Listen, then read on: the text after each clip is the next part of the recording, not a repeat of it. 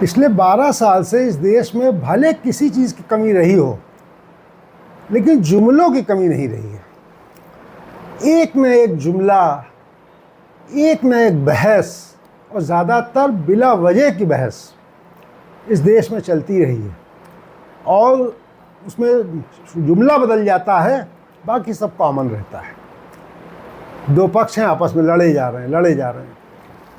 Latest जो शगुफा है वो है दिमागी नक्सल। लाल किले से भाषण के समय प्रधानमंत्री नरेंद्र मोदी ने एक जुमला छोड़ दिया, कहा कि नक्सलवाद तो हमने ख़त्म कर दिया है जो बंदूक वाले थे, लेकिन दिमागी नक्सल अभी घूम रहे हैं, इनसे भी निपटना है। अब उन्होंने ये तो स्पष्ट भी नहीं किया कि किसको दिमागी नक्सल बोल रहे हैं। एक तो उन्होंने ओपन एंडेड छोड़ दिया। उसके बाद से जितने भी विपक्षी थे, विपक्षी दल वाले भी और जो विरोधी तमाम इस सरकार के या सरकार से प्रश्न करने वाले भी रहे, वो सब लोगों ने कहना शुरू कर दिया कि ये जो लोग विरोध करने वाले हैं और विपक्षी दलों को बोल रहे हैं दिमागी नक्सल। या मतलब कांग्रेस की सरकार के समय जो यूपीए सरकार के गृह मंत्री रहे चिदम्बरम, उन्होंने डाल दिया कि मैं भी हूँ नक्सल, दिमागी नक्सल। कुछ पत्रकारों ने डाल दिया कि हमें दिमागी नक्सल। अब ये जो है 15 अगस्त के बाद से दिमागी नक्सल नाम का जो है दिमागी बुखार फैल गया है, और उस पर बहस चल रही है। क्योंकि खुद तो बताया नहीं प्रधानमंत्री ने कि दिमागी नक्सल हैं कौन, लेकिन लोगों ने कहना शुरू कर दिया कि यह हमको कह रहे हैं दिमागी नक्सल, क्योंकि हम इनके विपक्षी दलों ने कह दिया, विपक्षी दलों कह रहे हैं, जो विचारधारा के विरोधी थे उन्होंने कह दिया विचारधारा के विरोधी कह रहे हैं, और ये बहस चालू है कि दिमागी नक्सल है कौन। अब मज़े की बात ये है कि इस तरह के जो जुमले लॉन्च होते रहे लगातार, सबसे पहले लॉन्च हुआ था अर्बन नक्सल। अर्बन नक्सल शब्द का प्रयोग पहली बार एक फिल्म निर्माता हैं विवेक अग्निहोत्री, उन्होंने ट्विटर पे किया था, जहाँ तक मुझे याद आता है। और उसके बाद से वो इस हल्ला गुल्ला चला। उसके बाद प्रधानमंत्री ने एक बार उसका यूज़ कर लिया, तो फिर हो गया काम, चल रहा है अर्बन नक्सल। अब इसमें नया आ गया है दिमागी नक्सल। अब दिमागी नक्सल कौन है? अच्छा, अब ये क्यों इससे दिक्कत आती है? क्योंकि दो पक्ष बन जाते हैं हर चीज़ में, और वो बहस शुरू हो जाती है। अब जो ट्रेंड चल रहा है पिछले दिनों, उसके मुताबिक तो एक समय ऐसे खान मार्केट गैंग चल गया था कि ये पत्रकारों के ग्रुप को खान मार्केट गैंग बोल दिया गया। अब वो कहाँ खान मार्केट में क्या खरीद रहे हैं, क्या कर रहे हैं, कुछ नहीं पता। वो खान मार्केट गैंग चल गया, वो चला जा रहा है। ये सब ड्रामा चल रहा है पिछले 10-12 साल से बौद्धिक वैचारिक तौर पे।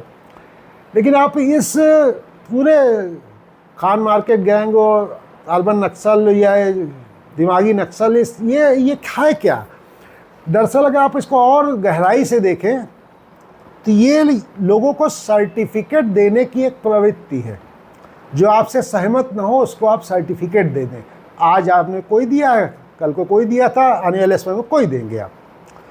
इसको और गहराई से आप देखें तो पाएंगे कि ये ट्रेंड क्यों बढ़ा है। ये ट्रेंड इसलिए बढ़ा है क्योंकि बहुत गैर जिम्मेदारी के साथ लोगों को सर्टिफिकेट बांटे गए, खासकर सत्ता पक्ष के समर्थकों द्वारा, भाजपा जो सरकार है उसके समर्थकों द्वारा और भाजपा के नेताओं द्वारा, यहाँ तक कि मंत्रियों द्वारा भी। अब आप सोचिए, आप अक्सर सुनते होंगे खासकर भाजपा के समर्थकों द्वारा कि ये वामपंथी है। कोई भी सवाल अगर किसी ने पूछा तो कहेंगे ये वामपंथी है। अब भाई ये वामपंथी क्या होता है?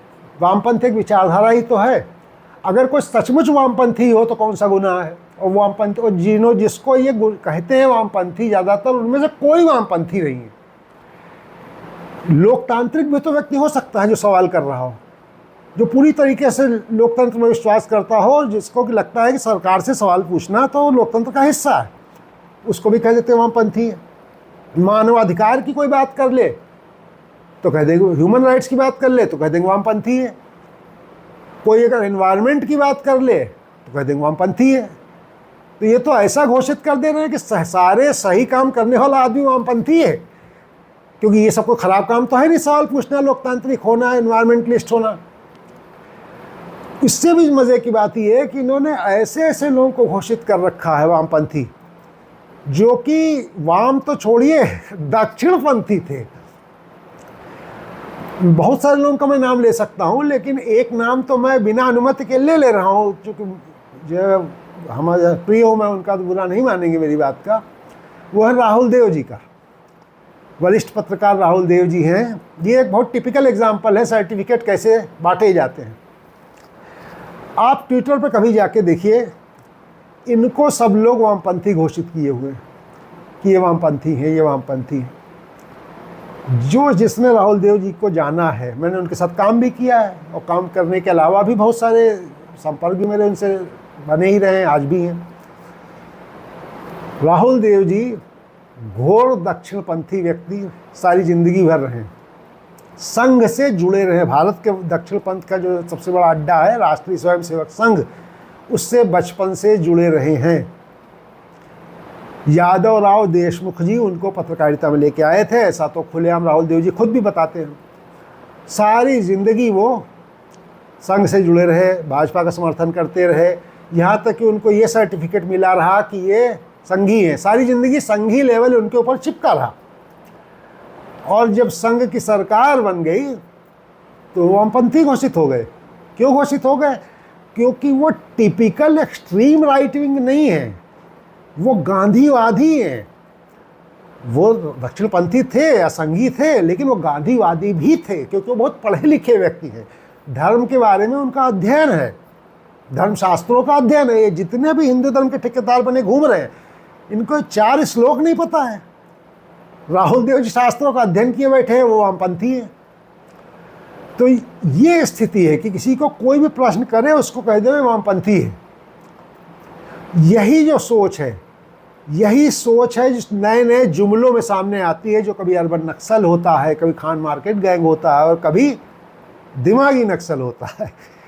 तो ये जो दिमागी नक्सल की बहस शुरू हो गई है, ये बहस दरअसल उसी सर्टिफिकेट बांटो अभियान का ही हिस्सा है, कि जिसमें हर किसी को एक सर्टिफिकेट पकड़ा दिया जाता है कि जो हमसे सहमत नहीं है वो वामपंथी है, या नक्सल है, या टुकड़े टुकड़े है। आजकल तो एक और चला हुआ है, जॉर्ज सोरोस से मिला हुआ है। पत्रकारों के बारे में चलता है कि इनको जॉर्ज सोरोस से पैसा मिला हुआ है।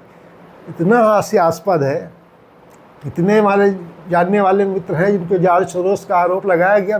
मुझे अच्छी तरीके जानता हूँ, बेचारे कभी अमेरिका नहीं गए, नहीं कभी किसी से एक फ़ोन न किए होंगे अमेरिका, उनको जॉर्ज सोरोस के आदमी हो गए। ये तो स्थिति है। तो जहाँ राहुल देव को जो है वामपंथी घोषित कर दिया जाता हो, वहाँ किसी को कुछ भी घोषित किया जा सकता है। और ये ट्रेंड है। इस ट्रेंड पे हाँ चाहें तो हंसिए, लेकिन हंसने की अवस्था से आगे निकल गया है, क्योंकि गंभीरता में चला गया है ये। तो ये चिंताजनक बात है, ये इसको बंद किया जाना चाहिए।